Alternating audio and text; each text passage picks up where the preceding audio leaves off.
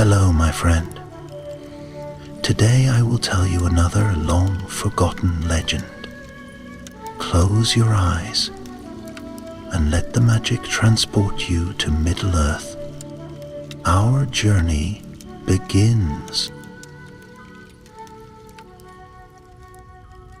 In the age before endings, when the stars still sang their slow songs over the hills of Middle-earth, and the rivers knew the names of the trees, there walked a gray wanderer beneath the boughs of the world.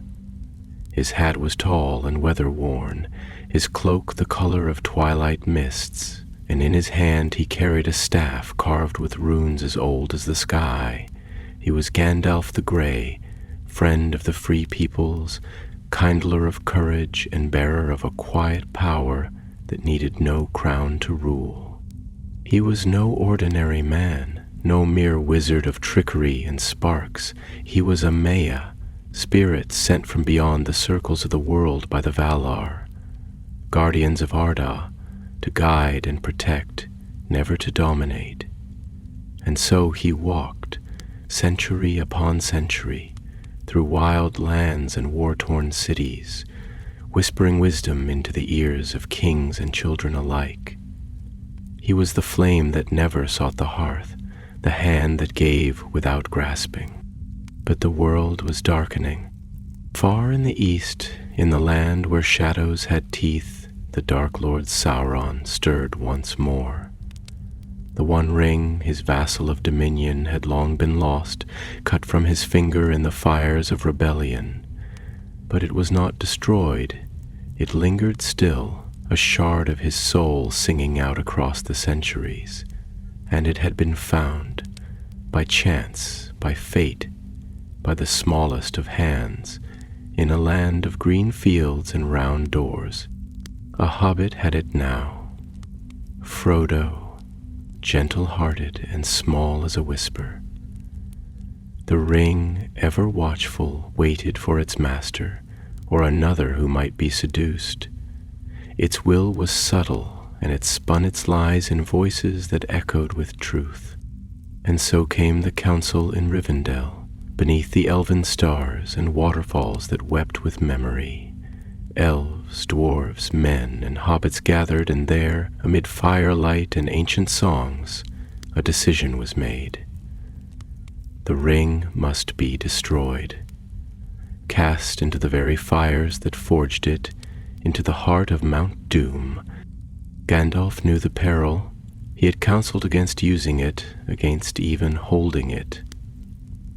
Its power was too great, its lure too deep. He had seen its shadow flicker behind the eyes of great ones, Boromir proud and noble, Galadriel wise and radiant, even Saruman, once the head of their order, now fallen to ruin. And yet, there was a moment, a quiet moment, almost lost in the passage of days, when Frodo stumbled, weeping under the weight of the ring's burden. They were high in the passes of the misty mountains then, snow falling in weary silence, and the road ahead seemed endless. Frodo held out the ring to Gandalf, eyes pleading. "Take it," he whispered. "I cannot bear it." And Gandalf, for a heartbeat, hesitated. What if he took it, not to wield it, but to keep it safe? To spare Frodo's spirit from its gnawing teeth. He had resisted before. He had spoken of the terror it would unleash through him. "With that power, I should have become a Dark Lord," he had said once, voice heavy with fear, but beautiful and terrible as the dawn. But the world was breaking, and he was so very tired. So he reached out, and in that single breath, the fate of Middle-earth changed forever. The ring slid onto his palm like a drop of molten gold, warm and pulsing. It did not resist him. No, it welcomed him, whispered to him, wrapped around his thoughts like silk spun from stars. He gasped, staggered, but did not drop it. In the windless hush of the mountain, a voice rose, not aloud, not spoken, but inside him, coiling through the chambers of his spirit. You would save them all, it said. You would end the war in a day. No more death, no more fear. Let them follow you. Let them kneel in peace. And Gandalf, old, weary, aching with love for the world, listened. He did not speak of what he felt then. He merely closed his fist around the ring and smiled at Frodo, gently placing a hand upon the hobbit's head. Rest, my friend, he said. Your burden is mine now. They descended the mountain in silence, and none could see the first silver strand of shadow that trailed behind the gray pilgrim, curling like smoke in the snow. As days passed, the world did not change all at once. The sky did not fall, nor did the stars weep blood. Gandalf was still himself, still kind, still watchful. He laughed with Merry and Pippin, spoke with wisdom to Aragorn, and walked with light steps through the woods of Lothlorien. But something in him had shifted. Galadriel saw it. She who bore Ninya, Ring of Water, felt the ripples in the currents of the world. She watched Gandalf with ancient eyes, saw the gleam of steel behind his gaze, and knew. When they spoke, she did not name it, but her voice trembled with mourning, as though for a friend already gone. In the quiet of Caras Galadon, under trees that shimmered like green starlight, she offered him a choice. You may still set it down, she whispered. It has not bound you yet. Gandalf smiled, softly, with sorrow. I do not wear it, he said. It wears me. And the lady wept. The ring did not corrupt him as it did others. It knew better. It wrapped itself in his purpose, in his deepest yearning. It fed not on greed, but on compassion, on the need to save, to protect, to preserve. In doing so, it drew him ever closer to ruin. He began to speak of unity, not alliance, but order, a world under one will. No more councils, no more fragile kings, just peace, unquestioned, unbreakable. At first they listened. He was Gandalf, after all, beloved, trusted. But slowly the world began to tremble. Lothlorien lay like a dream folded into the waking world, a stillness wrapped in gold and green, where time moved as gently as a falling leaf, and the past walked hand in hand with the present. The light here did not merely shine, it caressed, bathing every leaf and stone in the soft luminance of an unsetting sun. It was an ancient light, filtered through the long memory of trees that had stood since the elder days. And it touched the hearts of those who entered, as if whispering, "Be still, and remember who you were before the world taught you fear." When Gandalf walked those paths, the Malorn leaves did not rustle with the same welcome they once had. The branches arched above him like the ribs of some great cathedral, their leaves trembling with windless foreboding. The air was thick with silence, not the restful hush of elven contemplation, but the kind that presses against the bones, a silence that seems to hold its breath and wait for something to break. He stood by the mirror of Galadriel beneath the starlit canopy, where the pool reflected more than just the sky. Galadriel had summoned him, but not as an equal, not this time. She had stood tall and sorrowful beneath the silver limbs of the trees, and when she turned her gaze upon him, it was as though the very forest flinched. "You carry it now," she said, her voice soft but laced with an unbearable gravity, like the hush before a storm. Gandalf did not meet her eyes at first. Instead, he looked into the mirror's depths, where the water stirred of its own accord. The reflection there was not his face, but a shadow of it. Eyes that had once twinkled with secret joy, now glinting like ice under moonlight. Lips drawn in a line that bespoke command rather than kindness. He finally turned to her, and when he spoke, his voice was gentle but with a strength beneath it. A steel that had not been there before.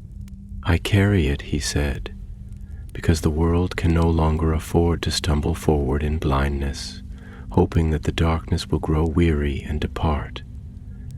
I have seen the enemy's mind, Galadriel. I have heard the drums of his will echoing in the deep places of the earth. He does not sleep, he does not doubt, and he does not hesitate." Galadriel's face was lit from beneath by the glow of the mirror, and in her ancient eyes swam sorrow too deep for tears. "And yet," she replied slowly, the words curling like leaves in autumn wind, "you speak now as he once did. Do you not remember how Sauron began? With a promise of order, with a vision of peace. He did not raise towers of flame in the beginning. He built fair forms, offered gifts, taught craft. He whispered that which the wise already feared, that freedom without guidance leads to ruin." Gandalf's brow furrowed, and for a moment the hand that gripped his staff loosened, as though the memory of who he had been struggled to resurface. The light of the ring pulsed faintly through the folds of his robe, a heart beat beneath the words, and the air shimmered faintly, like heat rising from stones. "I am not he," Gandalf said. "Sauron sought to rule all wills, to bind them to his own out of hunger and pride. I seek not to consume, but to protect. I will not burn the world to build it anew. I will preserve what is beautiful and root out what is poisonous." Galadriel stepped closer, and the forest seemed to hush with her movement. Her voice, when it came again, was tender and piercing. "But do you not see, Mithrandir? That is the lie it tells you, that preservation and domination are the same when wrapped in the right cause. That if you speak gently, no one will hear the chains.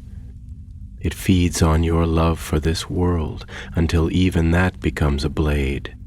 A long silence followed, broken only by the sigh of distant leaves and the silver tinkle of a waterfall far beyond the trees. Gandalf looked up into the canopy, where the stars glittered faintly between the branches, and his thoughts, ever stormy now, turned inward. Was she right, he wondered? Had he already begun to lose the edge of who he was, like stone worn by a river? Or was this the cost of clarity? Had the world not grown too fragile, too blind, to save itself without a firmer hand? Could one not guide gently but firmly, like a shepherd with a crook rather than a sword?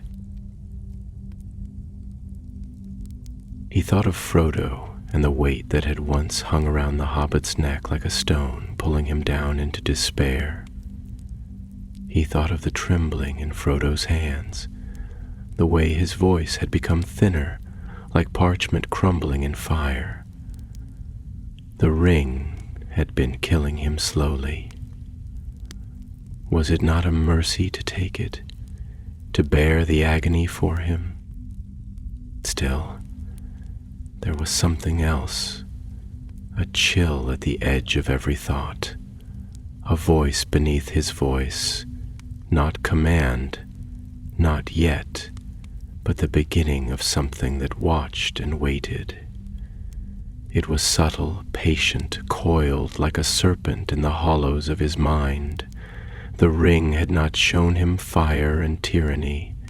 It had shown him unity, purpose, salvation.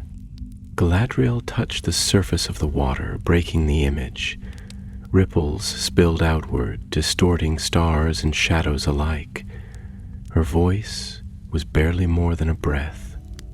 You still have the strength to let it go. And Gandalf, after a long pause, answered with a whisper that seemed to carry on the wind for leagues.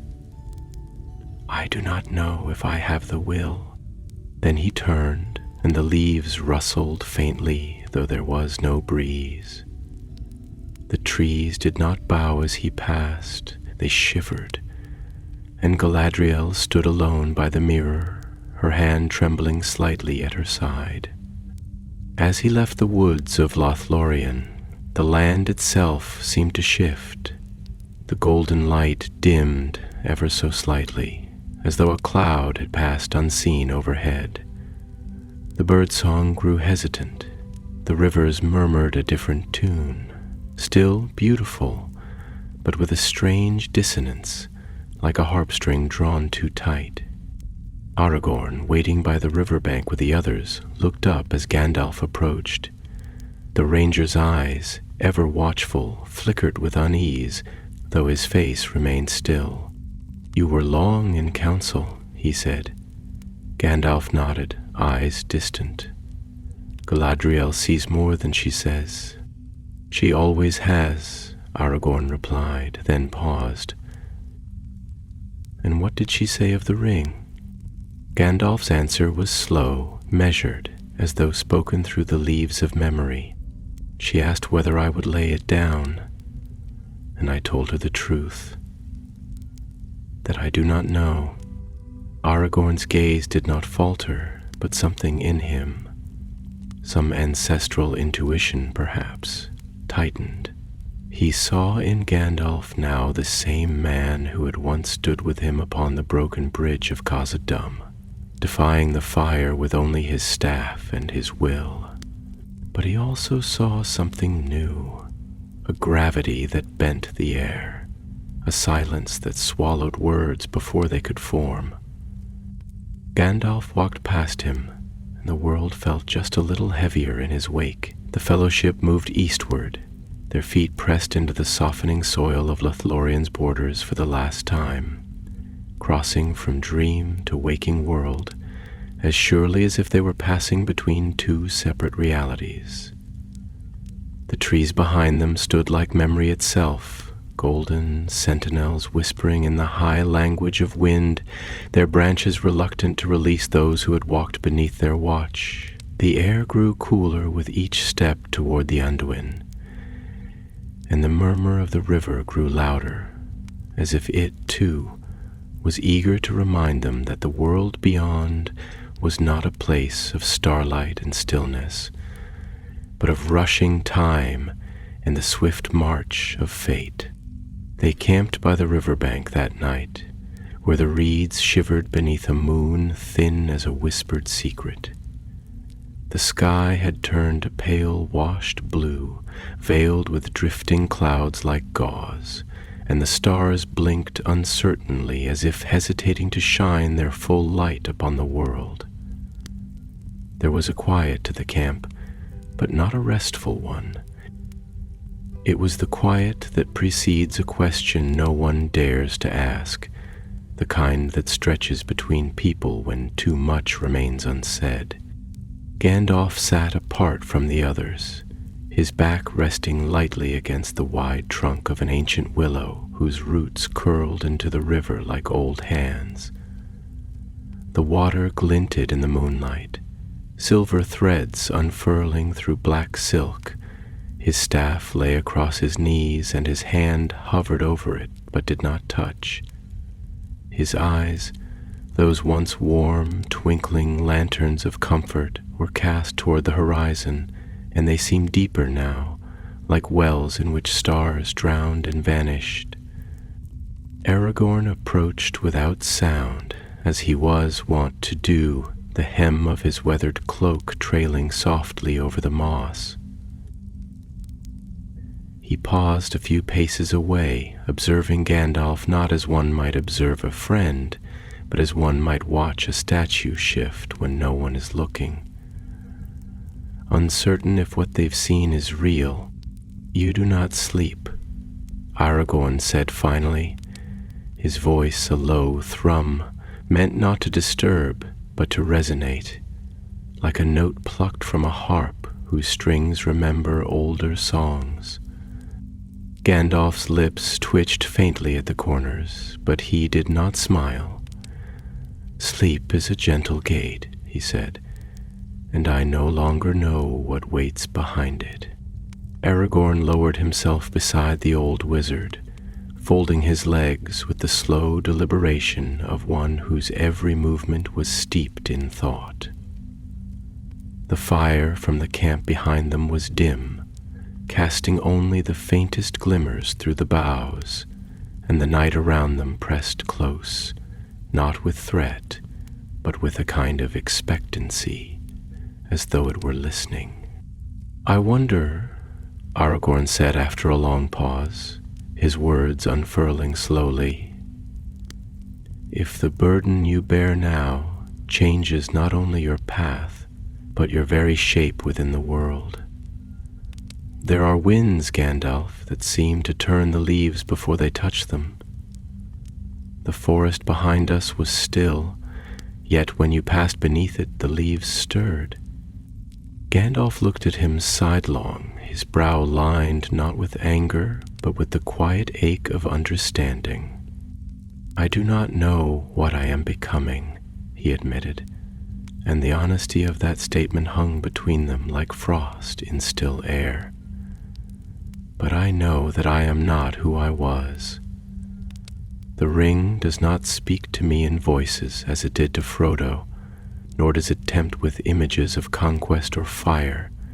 Instead, it offers silence, an unbearable silence in which I hear only my own thoughts, magnified, echoed back to me in perfect clarity." He closed his eyes, and the lines of his face deepened, like carvings worn smoother by time. "There are moments when I feel its presence not as a weight, but as a companion. It listens, it agrees, and that is the most dangerous thing of all, Aragorn. Not that it seduces through strength, but that it appears to validate every fear, every noble impulse. It makes you feel right, righteous, even when your path begins to bend." Aragorn's gaze dropped to the earth, to the roots of the willow that wound like veins into the dark water. "There is an old saying among my people," he said quietly, "that the most dangerous lies are the ones you tell yourself in silence. I fear not the sword in the enemy's hand half as much as I fear the calm voice in my own heart that tells me I have no choice but to wield it." They sat in silence then, the words sinking into the night, absorbed by the soft earth and the hush of the river. Above them, the clouds drifted apart just enough for one lone star to shine through, clear, cold, and unwavering. "Tell me," Aragorn said, more gently now, "have you asked yourself what the cost would be even if you were to win? What kind of world would be built from such a victory? Would it not bear the mark of the hand that shaped it?" Gandalf did not answer at once.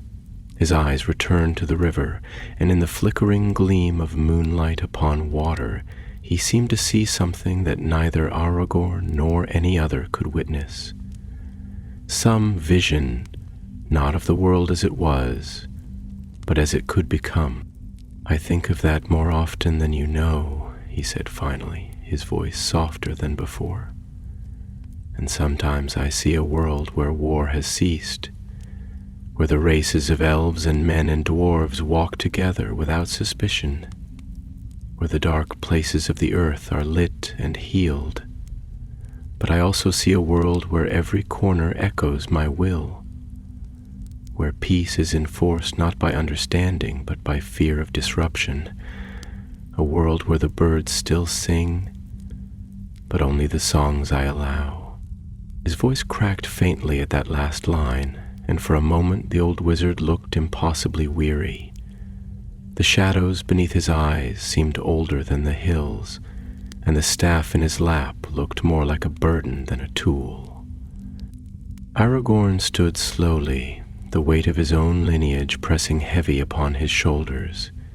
He looked down at Gandalf, and for the first time he saw not the guide, not the fire-bearer or the wise, but a man, a soul, caught between the edges of light and dark, bleeding into both. "If you fall," Aragorn said, "I will not raise a sword against you in hatred, but I will oppose you, not out of rebellion, but out of love for the world we were both meant to serve." Gandalf inclined his head, and his voice was but a whisper, almost lost in the wind. "Then may the world be strong enough to bear it." When Aragorn returned to the camp, the firelight touched his face with trembling gold, but it could not warm the chill he carried. Frodo stirred in his sleep, muttering, and Sam murmured something half-formed in reply. The night seemed endless, as though time itself had slowed to watch what might become of the hope it had once nurtured. Gandalf remained by the river, his silhouette carved in silver and silence, and behind his eyes the ring pulsed, softly, steadily, like the beating of a heart that was not his own. The river carried them onward the next morning, slow and solemn as an elegy written in water. The boats glided like spirits across the Anduin's silver skin, their bows cutting quietly through the current which pulled them steadily southward, as though the world itself were guiding their descent into fate. The mists clung low to the river's surface, veiling the banks in soft uncertainty, and the trees that lined the shore stood tall and silent, their branches stooping like ancient elders bending over a cradle, whispering warnings to those who could no longer afford to heed them. Gandalf sat near the bow of the leading boat, his gray robes folding and unfolding in the breeze like restless wings, and though his staff remained at his side, untouched and unmoving, it seemed to hum faintly against the wood, as though it too had begun to feel the weight of its bearer's thoughts. His gaze was cast not at the water ahead nor the shoreline to either side, but somewhere beyond the mist, beyond the veil of the future, to some far place where thought and consequence merged into shadow. His face was neither stern nor peaceful, but composed in the way a storm cloud might be before its first rumble. Tightly wound, with an edge of sorrow almost too subtle to name, Frodo sat across from him, knees drawn close, fingers knotted in his lap. His face, once round and flush with youthful vigor, had grown thinner since their journey began, the lines of weariness beginning to trace his brow like the first strokes of a sad artist's hand. He watched Gandalf with eyes that held too much history for their age, the kind of gaze that knew loss before understanding gain. And after some time, perhaps out of courage or fear or something deeper still, he spoke. "Gandalf," he said, his voice quiet but not trembling, "do you ever wonder if we were supposed to find it? If the ring was meant to fall into our hands, or if it was something else entirely? Some mistake that became a prophecy?" Gandalf turned toward him slowly, as though being drawn back from a great distance. His eyes, when they met Frodo's, were not harsh, nor glowing with power, but wide and tired, like windows dimmed by long years of waiting for a dawn that never came. Every day, he said at last, and his voice was as the wind moving over stone, patient, persistent, weathered by the very truths it carried. I wonder every day whether the ring's path was woven by some guiding hand, or whether it has always been the weaver itself, quietly threading its way through hearts and time, choosing not by destiny, but by opportunity. There are times, Frodo, when I think that our choices are lanterns swinging in the dark, casting shapes that we mistake for meaning. And there are times when I believe the opposite, that even the smallest choice is a chord struck in the great music, part of a song that will only make sense when the final note is played. Frodo bowed his head, his fingers tightening slightly, his breath catching in the stillness. "And now you carry it," he murmured, not accusing, not questioning, but simply voicing the thought that had haunted him through sleepless nights and hollow dreams. "Does it feel different when you wear the weight? Does it speak to you?" Gandalf did not answer at once. He looked out over the water where the mist rose in tendrils that twined like smoke, catching the light and fragmenting it into pale halos. Birds called from somewhere deep within the trees, but the sound was distant, blurred by the fog, as though the natural world itself had drawn away, uncertain of the presence it now carried within its boundaries. "It does not speak," Gandalf said slowly. "Not in words, not in voices, but it mirrors. That is its genius. That is the poison at the heart of its beauty. It shows you yourself, not as you are, but as you might become, stripped of hesitation, clothed in certainty. It takes your deepest fear, your deepest love, and it offers you a world where both can be defeated or fulfilled with a single act. It offers the illusion of clarity in a world that was made to be complex. That is why it is so hard to resist, not because it threatens, but because it comforts." Frodo's eyes glistened and he looked away, toward the shoreline where the trees shifted like dreams refusing to settle. A soft wind stirred his hair, and he felt the familiar ache begin again behind his heart. The ache that came whenever he thought of the Shire, the green hills, the clover-sweet fields, the sky full of birdsong and peace. And suddenly a thought came to him, unbidden and sharp. "What if it's not just the bearer who changes?" he whispered. "What if it changes the world to fit them?" Gandalf looked at him then, truly looked, and for a moment the flicker of a smile touched his face. Sad, slow, and full of that old melancholy wisdom that no longer came as easily to him. "Then the question becomes," he said, "who is the world becoming now?" The boats drifted on. Later, when they made camp beneath a canopy of ash and beech trees whose roots curled over the bank like ancient limbs, the sky had turned a molten copper, streaked with the fading heat of day.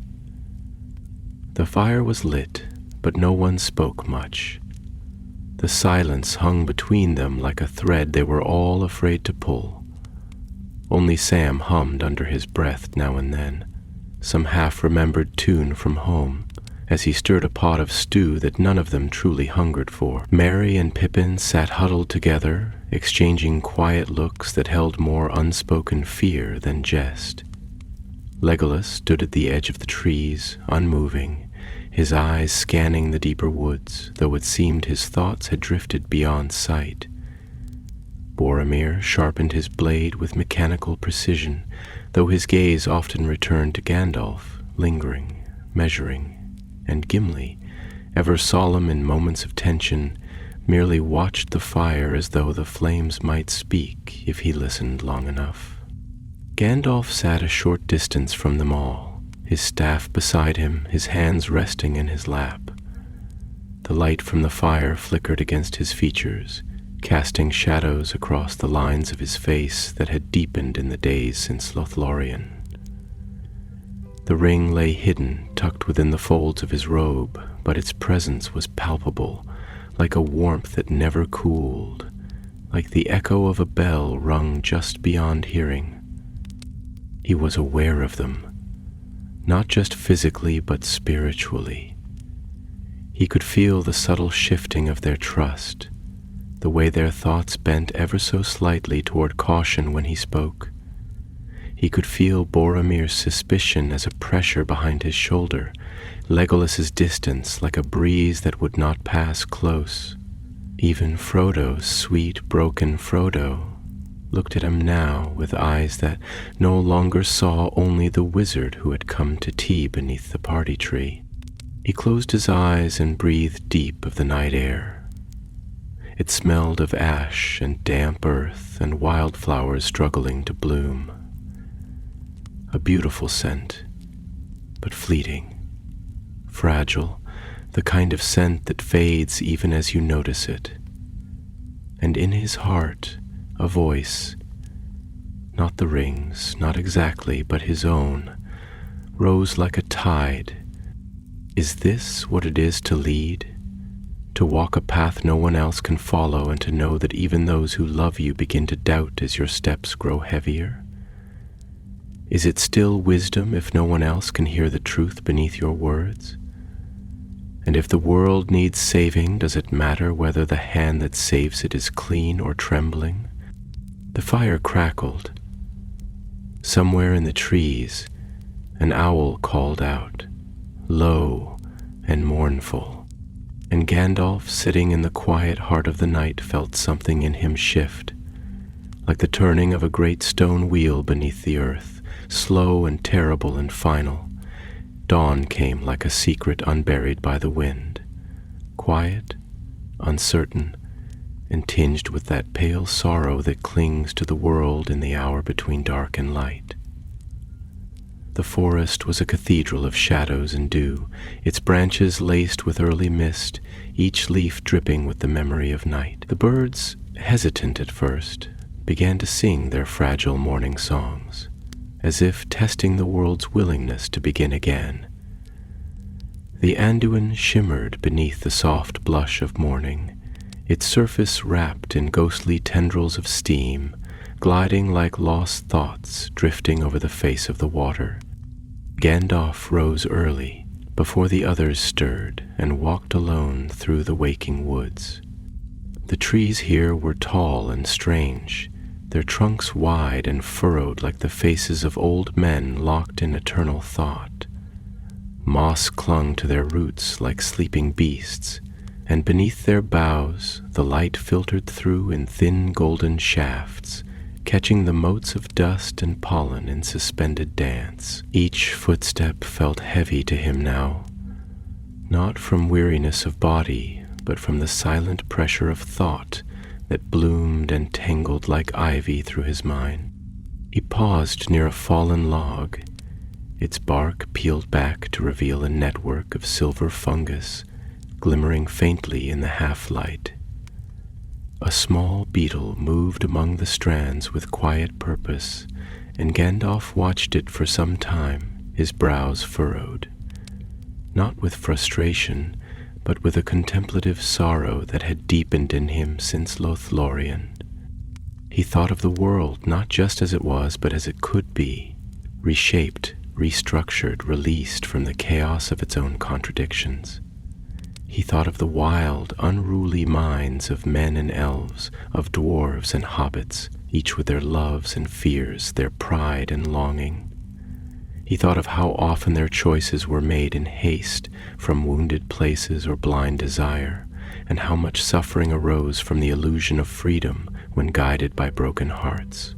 And he thought, more and more, that perhaps the will of a single, unyielding mind, a mind vast enough to see the shape of things, yet compassionate enough to love even the smallest bird, could save them all.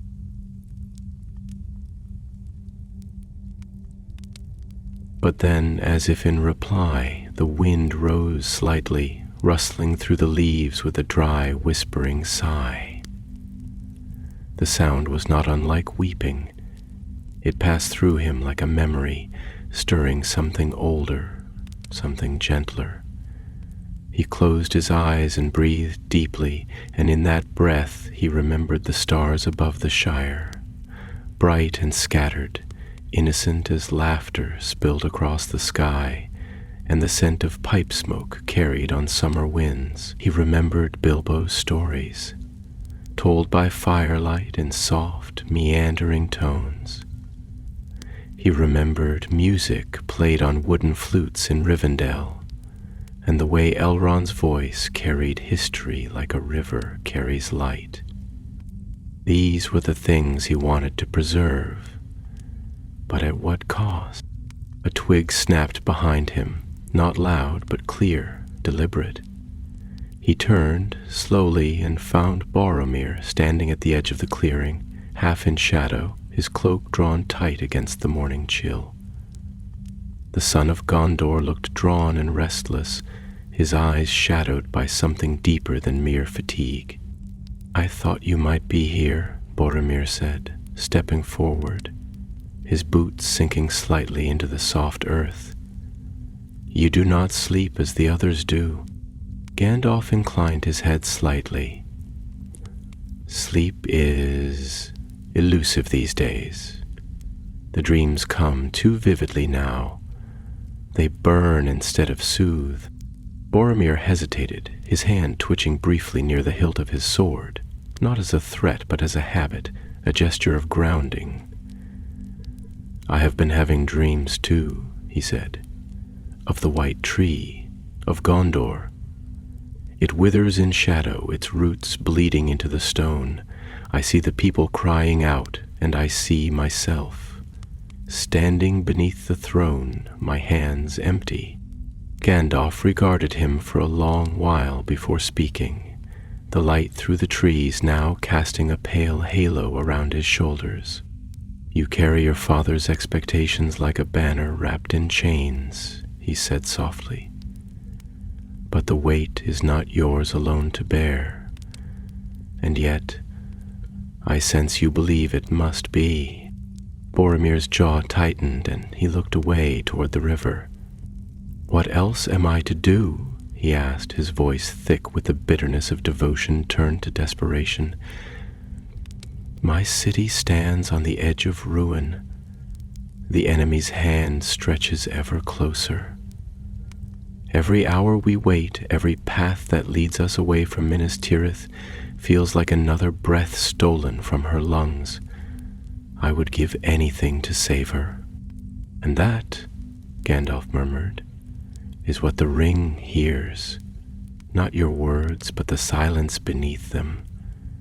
It knows your fear, it knows your love, and it offers a solution so clean, so immediate, that it feels like destiny itself." Boromir stepped closer, his brow furrowed deeply. "And you? Do you not feel it now that you carry it? Do you not see how it could end this war before it begins in truth?" Gandalf's eyes narrowed, not with suspicion, but with the raw ache of understanding too well what the man before him felt. "I see everything more clearly now," he said slowly. "That is both the gift and the curse. The ring grants sight, yes, but it removes context. It makes the solution seem obvious by removing the reasons we ever feared it. It offers power without process, victory without sacrifice. It promises peace, but not the kind born of understanding. It is a peace of obedience, a silence imposed, not earned." The silence between them thickened, pressing against the trees. Even the wind seemed to hold its breath. Boromir looked down, his shoulders sagging under the invisible mantle of love and duty and doubt. But what if the alternative is defeat? What if we lose everything because we were too afraid to act? Gandalf stepped forward then, placing a hand lightly on Boromir's shoulder. His eyes, once cold with reflection, softened, and his voice dropped to a near whisper. Then we lose with honor, not with chains. Better to fall resisting darkness than to rise by becoming it. For a long time neither spoke. The river murmured on. A deer moved silently through the underbrush. The sun crested higher, casting dappled light through the leaves like spilled gold. At last Boromir nodded, slow and unsure. He turned and walked back toward the camp, not defeated, but changed, if only slightly. The fire within him, still burning, now flickered with doubt, not just in others, but in himself. And Gandalf remained beneath the trees, his hand still lifted, now touching the air where Boromir had stood. His face was calm again, but beneath that calm something deeper stirred.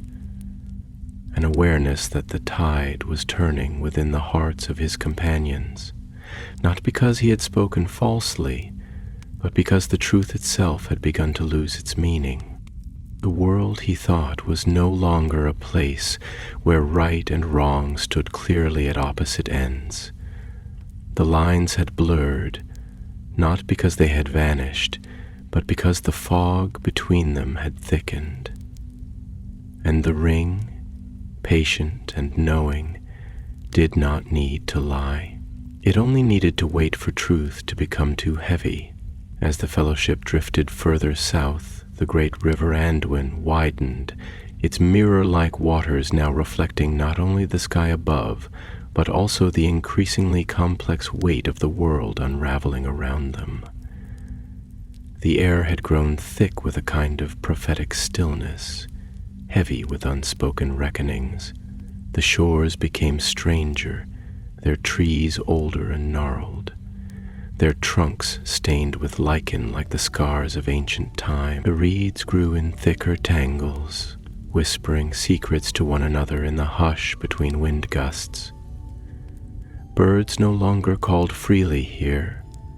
Their silences felt like absences rather than peace, like missing pieces in a melody once sung by a land that now held its breath.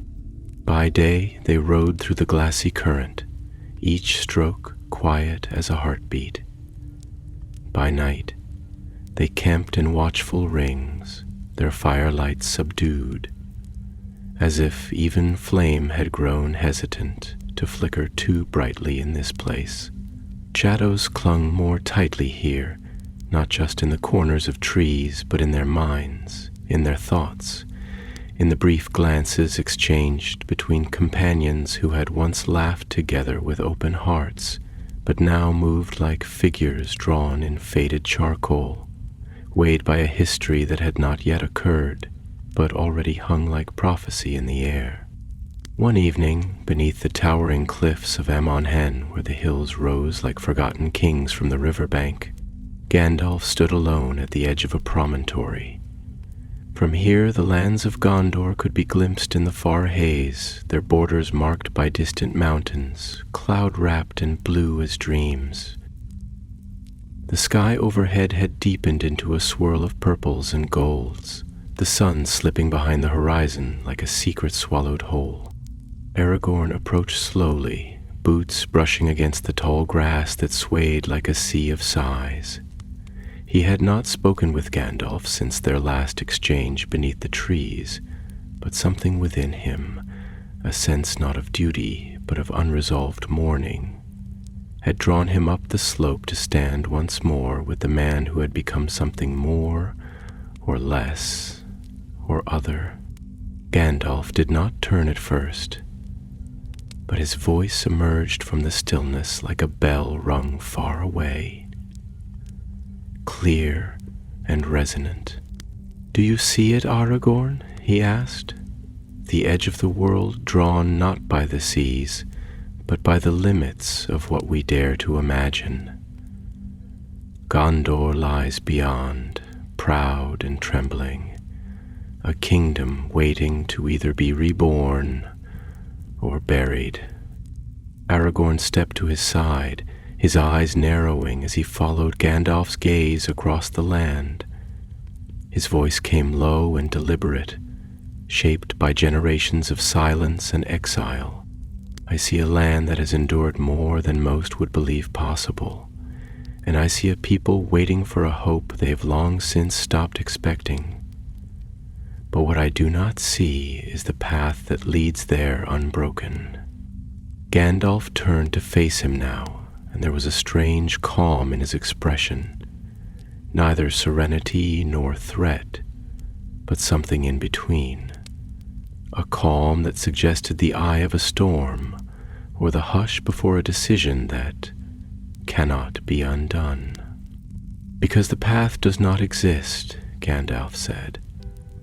Not in the world we have known. There is no unbroken way from what was to what must be. That is the mistake the wise have always made. We think we can mend the tapestry with gentler hands, not realizing that the threads themselves are rotted through. The world needs not repair, but remaking. Aragorn's brow furrowed, and the wind lifted the edge of his cloak, like a hand reaching from the past. But at what cost, Gandalf? He asked. You speak of remaking as though the world were clay in your palm, but you forget that it is also blood, and love, and memory. It is not only the evil you would erase, but all the pain that taught us to be kind. Would you burn down the forest because some of the trees grow crooked? Gandalf sighed, and the sound was ancient. I would burn it, he said. If the roots were poisoned, and the shade no longer gave rest but sickness, yes, even if it meant rebuilding one tree at a time, because hope cannot thrive in soil corrupted by centuries of fear. He looked out again, and his voice grew distant, almost tender. I see it now, clearer than ever before, a world unified, not by swords or terror, but by understanding that rises not from debate, but from truth so pure it cannot be denied. A world where every tongue speaks peace, not because they fear reprisal, but because they no longer know the taste of cruelty. A world without shadow. And yet, Aragorn said, stepping forward so that the wind swept around both of them like a shroud, you forget that light without shadow is not vision. It is blindness. If you remove the dark entirely, you do not leave purity. You leave silence. The silence that followed was thick, full of everything that could not be said. The golden hour faded, and with it, the outlines of the hills softened into dusk.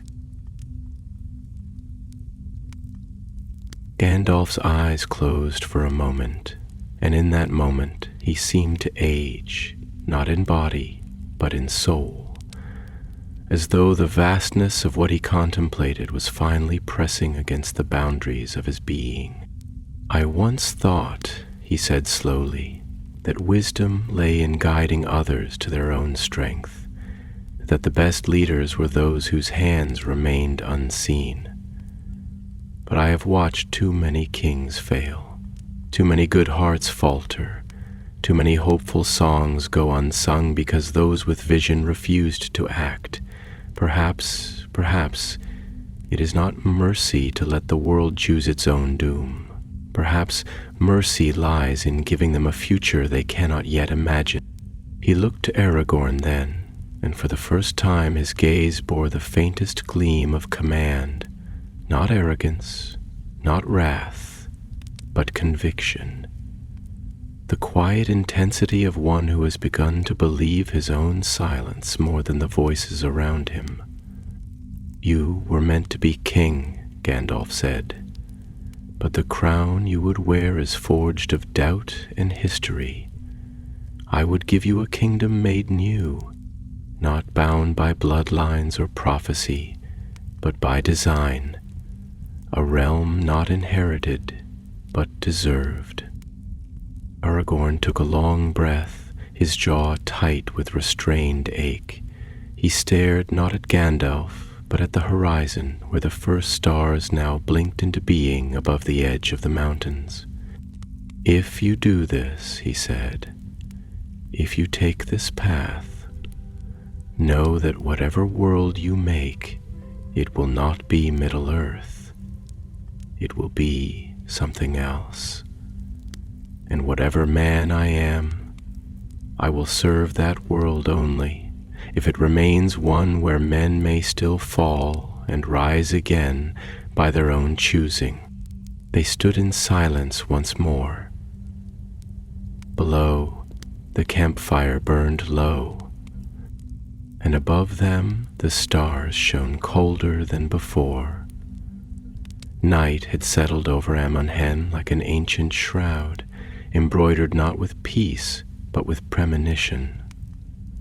The hill upon which the seat of seeing stood loomed like a forgotten altar, its stone bones reaching toward a sky that had turned to burnished ink, pierced only sparingly by stars that trembled in their watching. The forest below had gone still, not with sleep, but with that breathless expectancy that overtakes wild places when something sacred is being trespassed. Every branch seemed to bend in listening, every leaf a silent sentinel, and even the river had grown hushed, as if the water itself feared what might be reflected in its face if stirred. Gandalf walked alone now, ascending the stone steps carved into the rock ages ago by hands long turned to dust. Each step echoed faintly, not with sound, but with memory, the kind of memory that does not belong to one person but to the world itself. He had not spoken since his exchange with Aragorn, and though his face bore no anger, something within him had shifted, like a wind changing direction high above the sea before any sailor can sense it in the sails. He reached the summit, where the great seat rose from the heart of the hill, a throne of cold, carved granite, ringed with empty stone windows that gazed out in all directions, as though the world itself had been placed upon a wheel of judgment. He stood before it for a long while, unmoving, the stars wheeling slowly above him. When at last he sat, he did not do so as a weary traveler, but as something older, something called to reckon. And as he looked out, the world unfolded. A great sweep of Middle-earth stretched before his gaze, not merely as a landscape, but as a living organism. A map of pain and longing etched in forest and fire. He saw Gondor, proud, aching, its towers cracked and gleaming faintly in the starlight, holding their dignity like a man clutches a sword he no longer believes he can wield. He saw Rohan, windswept and restless, its people like reeds in a storm, bending beneath the weight of a future they could not name. He saw the ruins of Arnor in the north, and the broken paths of Mirkwood in the east, and he saw the creeping blackness blooming like mold from Mordor. Sauron's eye still searching, still summoning, still burning. But more than geography, Gandalf saw the hearts of men and elves and dwarves. He saw their hungers, their hopes, their grief. He saw their wars, not just with one another, but with themselves. He saw how even the purest intention, love of kin, loyalty, the dream of peace, could be twisted into cruelty by fear. He saw, and he began to feel not anger, but sorrow so vast it pressed against the edges of his soul. And then he felt it. The ring stirred, not with words nor visions, but with presence. a pulse, low and steady, like a second heart beating within his own chest. It was not seductive now. It was not flattering or coy. It did not tempt. It understood. It shared the view from the seat. It felt his sorrow, and it answered, not with comfort, but with a proposal. "Let me do it," it seemed to whisper, not in sound, but in that intimate language that lives just below thought. "Let us do it. You see the pain. You carry it. End it." Gandalf bowed his head, his hands gripping the arms of the seat. The stone was cold, but his palms burned with the pulse of the ring hidden within his robes. His mind reeled, not with fear, but with scale, with the terrible clarity that came when all possibilities lay before him like glass, and every future shimmered with both beauty and cost. A soft voice broke the silence. "Gandalf." It was Frodo, his figure small in the shadow of the stones, his face pale in the starlight. He looked up at the wizard not as a follower, but as someone who had once believed, deeply, fully, in the quiet strength of a friend. "You're changing," Frodo said. "I've felt it for days now. Not just in how you speak, but in how the air feels around you. It's as though the world grows quieter when you walk, like it's afraid." Gandalf did not look at him at first. His gaze remained fixed on the dark lines of Mordor far to the east, where a storm seemed always to brood above the blackened spires. "I have changed," he said finally. "But change, Frodo, is not always corruption. Sometimes it is awakening. Sometimes it is the shedding of illusions. I see now, clearer than I ever have, what must be done." Frodo stepped closer, his hands trembling at his sides. "But that's just it," he said, and his voice cracked, not from weakness, but from the unbearable pressure of hope dying slowly. "It's not you I fear. It's what you believe you have to become. You were always the one who told us that power must be held lightly, like fire in an open hand, that the more tightly we grip it, the more it burns. And now you speak as if the flame should consume everything." Gandalf closed his eyes, and for a moment, just a moment, his breath faltered. A memory rose within him, Frodo at Bag End, wide-eyed and earnest, the ring barely more than a burden he could not name, the sound of birds outside the window, the kettle boiling, the world small and precious. "I remember," Gandalf whispered. "But the world was smaller then." Frodo stepped closer still, so close now that he could see the lines etched deep into Gandalf's face, like rivers eroded by time and grief. "It's still small," Frodo said. "That's the lie, Gandalf, that the world is too big to love in pieces, that we must break it to heal it. But the world is made of small things, quiet things, a hand held in fear, a fire in winter, a song remembered. You told me once that pity stayed Bilbo's hand, that mercy is not weakness. So why do you speak now of strength, as if it were the only light left?" Gandalf looked at him then, and for a long, breathless moment neither spoke. The silence between them was sacred. Not absence, but a space so full of memory and meaning it could not yet be named. "I am afraid," Gandalf said at last, his voice breaking with a vulnerability that shook even the ring. "Afraid that if I do nothing, this world will drown. Afraid that if I wait, there will be no one left to choose, that if I let it unfold naturally, only the strong and cruel will remain." Frodo placed a hand on his arm.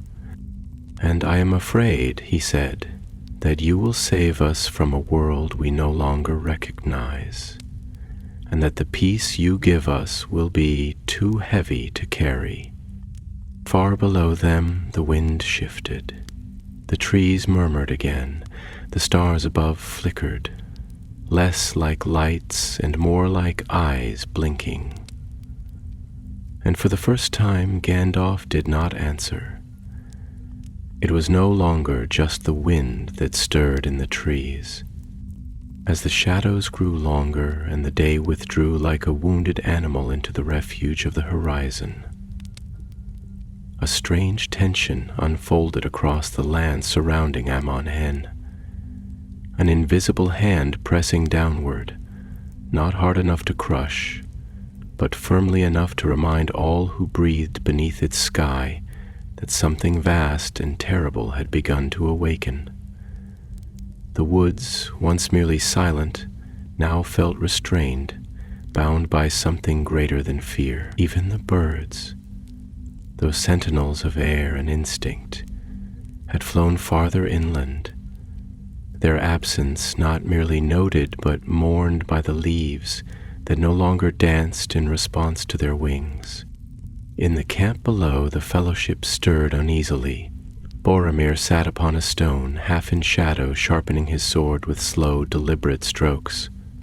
The rasp of metal against whetstone a sound as rhythmic as breath.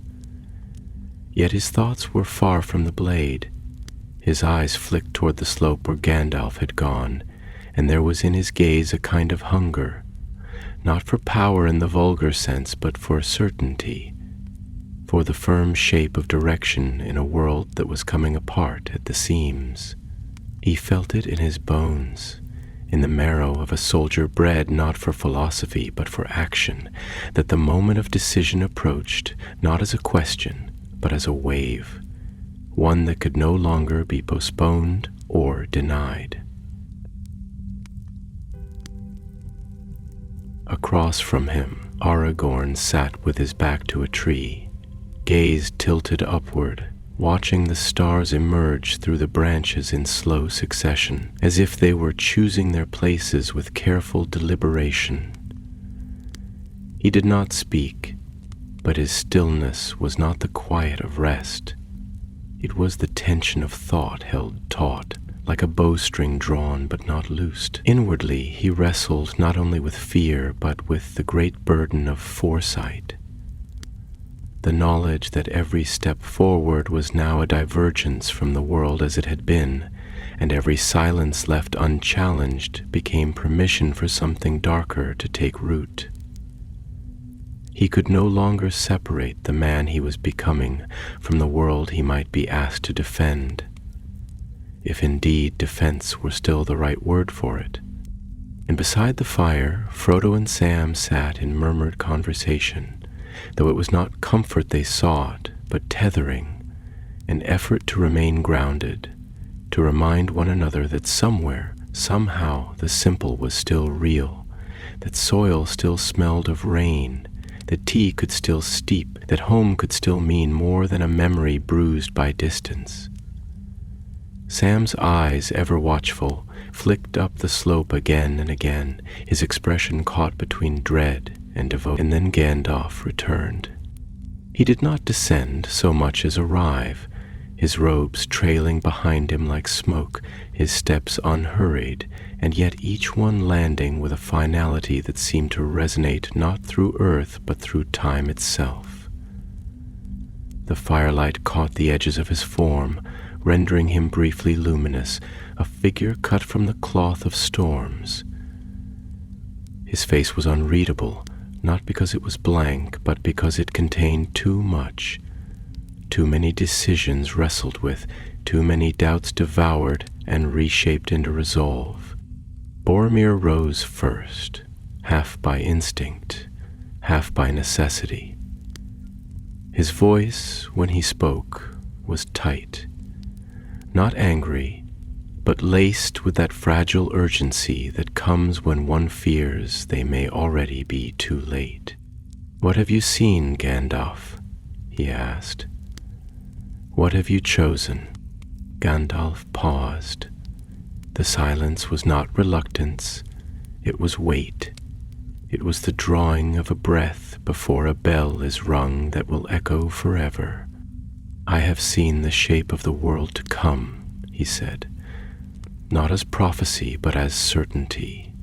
I have seen the war that cannot be won by swords.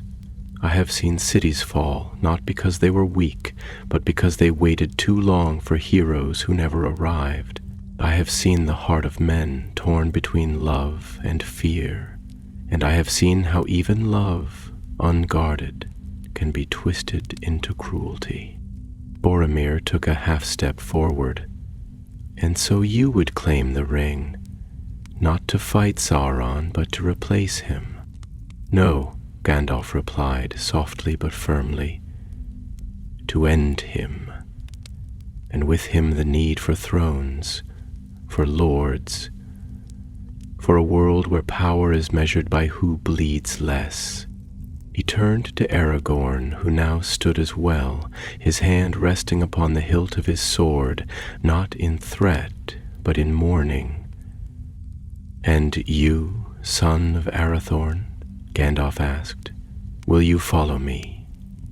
Will you see the world not as a prize to inherit, but as a wound to heal, with fire, if that is what it takes?" Aragorn did not answer at first. The fire cracked behind them, and its light danced upon the trees like spirits seeking escape. He looked at Gandalf, and in his heart rose a grief he had not known he could carry. A grief not for what had already been lost, but for what now teetered on the edge of loss, that subtler, more sacred thing that gives shape to mercy. "I do not fear you," he said, and his voice was quiet but full. "But I fear what you believe you must become. You speak of healing, but healing does not burn. It does not command. It listens. It waits." Gandalf's eyes narrowed slightly, not in anger, but in something closer to pity. "And where has trust brought us? Look around, Aragorn. The lands are sick, the peoples are scattered. Even the elves retreat, leaving Middle-earth to wither beneath the weight of its own indecision. I am not asking for obedience." There was a pause, then, deep and long, as if even the air recoiled. Frodo rose. His voice, when it came, was nothing more than a whisper, but it carried like a wound does, quiet and impossible to ignore. "Then we are no longer a fellowship," he said. The words struck, not like a blade, but like the fall of a tower, slow, inevitable, Gandalf turned to him, and his expression shifted, just for a moment, to something old and aching, as if the memory of laughter at Bag End still lingered like smoke on his robe. "You broke yourself to bear it," he said gently. "I would not ask you to break again, but know this: when the world turns its back on mercy, it does not suffer slowly. It screams, and I cannot watch it scream any longer." He turned then and walked beyond the firelight, and the wind rose behind him. The world burned slowly, not in flame alone, but in silence, in the gradual, aching erasure of nuance, in the soft extinction of variance, in the stilling of questions once asked in defiance of fate. It did not fall in ruin all at once, nor was it broken by a single act of war. No, Middle-earth bent before the will of a single voice, clear, steady, undeniable, a voice that spoke not in commands, but in absolutes. And in time, absolutes leave no room for the gentle contradictions from which beauty is born. Gandalf the Grey, No longer gray, no longer flame-bearer, no longer merely a wanderer between the wild hills and quiet hobbit doors, had become something else entirely. His robe no longer bore the color of twilight mist, but gleamed with the pale, unwavering light of a full moon hung eternally in a motionless sky. He stood in the citadel of Minas Tirith, rebuilt not by stone cutters and hope, but by will alone, the white tower rising now like a sword drawn against the heaven. His staff had transformed as well, no longer gnarled and oaken, but smooth, silver-veined, tipped with a crystal that pulsed softly, like the eye of a star that never closed. Around him the city had changed, not visibly at first. Its white walls still stood, its banners still flew, its fountains still sang. But the people who walked the streets did so in measured silence, their faces serene, their eyes bright and empty. There was no hunger, no pain, no crime, but neither was there wonder. Children no longer asked why the stars moved.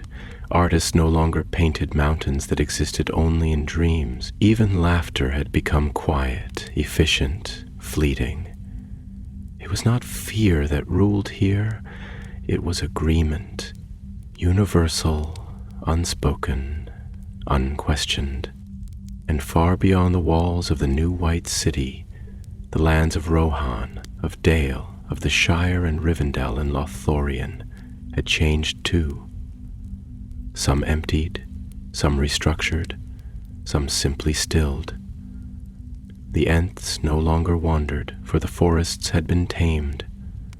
The elves no longer departed across the sea, for the seas themselves had calmed.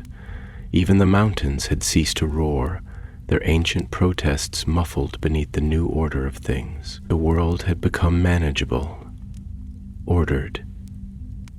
And still, in the throne room, Aragorn stood once more before Gandalf, but not as king, nor even as ranger, no longer clothed in the weight of legacy, nor with Andoril at his side. His garments were plain, weather-stained and rough-spun, like the earth he still loved. His beard had grown, streaked with gray, and his eyes held the weariness of one who has walked too long on roads where every choice leads only deeper into memory. Gandalf regarded him with a sorrowful fondness, and when he spoke, his voice echoed not from the walls, but from the very stones beneath their feet. "You came back," he said, "even knowing there is no rebellion left, no cause unsullied by time." Why? Aragorn did not answer immediately. He looked around the hall at its perfection. Clean lines, polished stone, no dust, no shadow.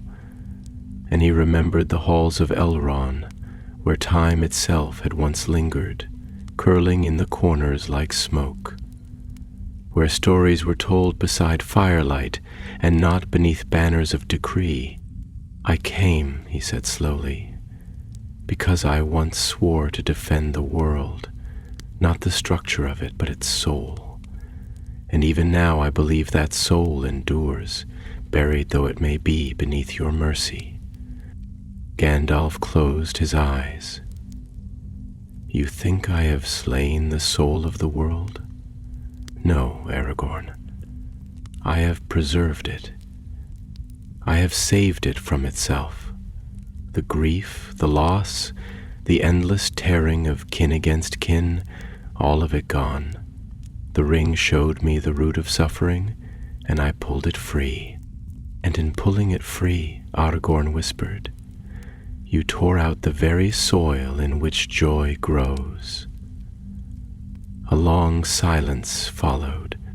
Gandalf walked to the high window, and from there he looked down upon the city, its luminous paths, its immaculate domes, its gardens that bloomed without seasons. "There is peace," he said. "No war, no hunger, every soul in harmony." "But not in freedom," Aragorn replied. "You have given them peace, yes, but you have taken their right to choose, their right to be wrong, their right to struggle. You have stripped away the pain, but in doing so, you have hollowed out the joy that made it bearable. You have built a world so perfect it no longer needs love. Gandalf turned back to him, and in his face was something new. Not anger, but weariness, vast as the sea. Do you know what it is to see 1,000 futures and watch them collapse again and again beneath the weight of mortal failure? He said, voice rising not in volume but in depth, as if it reached down into the bones of the world. Do you know what it is to carry every death, every betrayal, every orphaned child, every burned village, and to know, truly know, that it could have been prevented if only someone had the will to say, no more? Aragorn nodded, and his voice came softer now. Yes, he said, I do. But I also know that grief teaches compassion, that imperfection teaches humility, that mortality with all its sorrow is what makes us reach for one another in the dark. A sudden wind swept through the chamber, though no doors were open. It circled them both, pulling at robes and hair, as if the very world were leaning in to listen. Gandalf stepped forward. Then, what would you have me do? Return the ring to shadow? Give back the world to chaos and chance? Let the innocent suffer once more, simply for the sake of choice? Aragorn placed a hand to his chest. I would have you remember who you were. Not a god, not a ruler, but a guide.